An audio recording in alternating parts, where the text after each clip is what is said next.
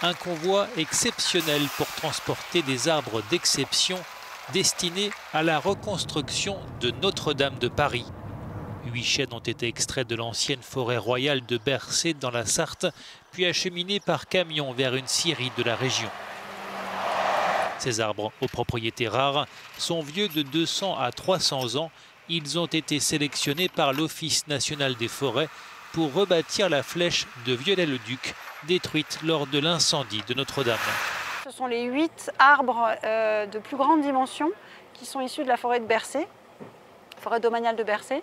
Et donc ces arbres, ce sont les plus gros et les plus longs qui vont produire les poutres pour le tabouret de la flèche. Ils font entre 95 et 1,10 m de diamètre, entre 22 et 26 mètres. Et donc entre 10 et 15 tonnes chacun. C'est quand même des transports exceptionnels qu'on ne fait jamais ça. Il fallait 2 grues pour bien les prendre de chaque côté pour ne pas les casser. Et puis c'est des arbres d'une grande valeur qui sont vraiment exceptionnels, donc il fallait vraiment faire attention. Outre ces 8 chênes, spécialement sélectionnés pour construire le tabouret de la flèche, plus de 1000 arbres ont été choisis dans toute la France pour la reconstruction de l'œuvre de Viollet-le-Duc. La flèche datant du 19e siècle n'avait pas résisté aux flammes lors de l'incendie survenu en avril 2019 qui avait ravagé une partie de la charpente de Notre-Dame.